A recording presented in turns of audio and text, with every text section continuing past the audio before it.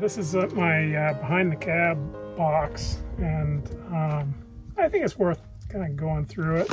I'm just going to start pulling stuff out, and so I've got some marking paint, blue. It's a Nelson, or no, this is Airvo.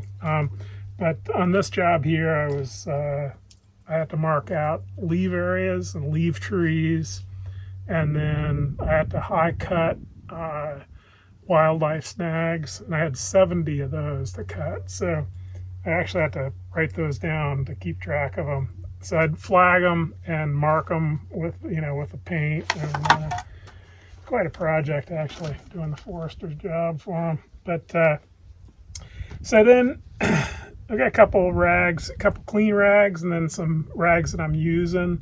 I want to talk some about cleaning the windows on the cab, because I'm pretty particular about that. And actually, the Lexan, you need to be pretty particular about it. So I'm going to tell you what I do.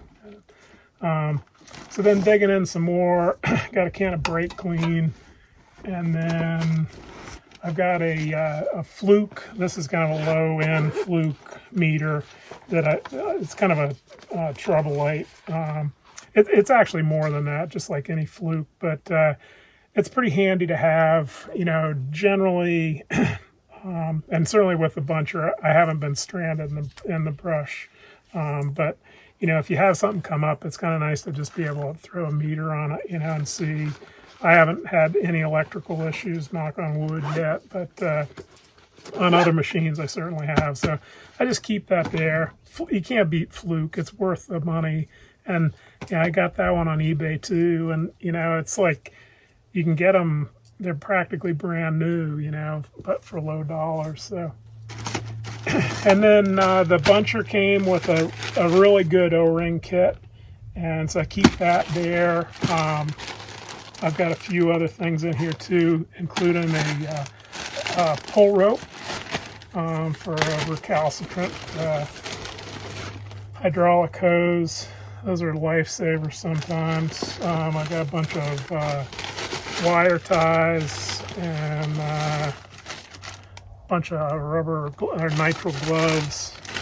And, I wish I'd started using those sooner, but I didn't. So, yeah, so keep them in a plastic bag. And then these two things here. So getting into cleaning and windows, Lexan, we all know it's plastic, but it's pretty high. It's pretty high tech plastic, really. So Rain-X has this plastic water repellent, and it's funny. Like in certain conditions, maybe a couple times a year, I get into really hard, sideways rain, and that's really the only time I really notice that the window will rain up.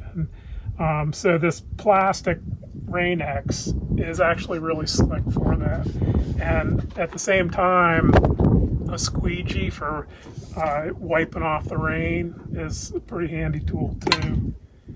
So then getting down into cleaning the windows, the thing about Lexan is, like, if you happen to be running a harvester, we all know about chain shot. But if you've ever had a set of teeth blow up, and I have once, fortunately nothing hit the window, but I saw it happen. It was just kind of a fluke accident, and if something had hit the window, this is a long time ago, but I certainly wouldn't want to have that Lexan be compromised. And so, particularly in the summertime, if you're cutting white fur, it can really pitch up, and it's a booger to clean. We all know what it's like. But you definitely don't want to use brake clean on your windows. It can haze them up, but apparently it can also work to take the, there's like layers of strength in that window, and it can reduce the integrity of that Lexan window. I'm no scientist or engineer. I don't know much about it other than it's like you want to protect them. And the other thing is, like, you look through them 12 hours a day, man. So it's like, I have trouble enough seeing now as it is, so you really want to keep them clean. So I have three things that I use for cleaning, and this VM&P Naphtha, it's like a mineral spirit. It says brake clean because I use jug to keep brake clean in it in the truck. But I just wanted to pull it out to show you that's what they recommend for like cleaning pitch. It also works really good on cleaning grease off, and like my machine, a lot of times in brushy patches, you'll get grease in the windows from brush touching the machine and rubbing on the window. So, you know, this stuff, it's approved, and so it's really mild, but it will take pitch off, and it works great on grease and just for kind of, you know, rough cleaning. I don't use it all the time, but if you got, you know, shit on there that you need to get off regularly, you know, like pitch, you know, this is the stuff you want to use. And I just put it in one of these Sure Shot sprayers, which are great.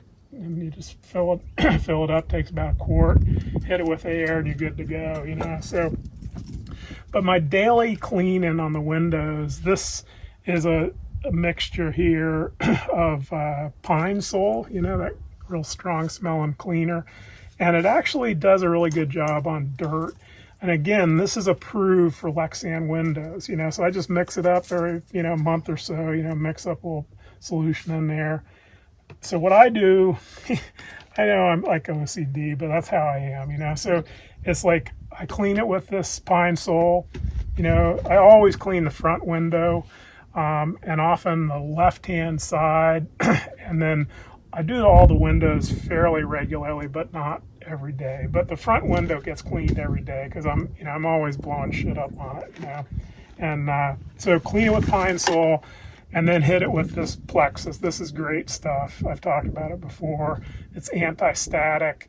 It puts a little layer of protection on the Lexan, and just makes it last. It will fill in minor scratches and make them disappear. It's just great stuff, and they price it accordingly.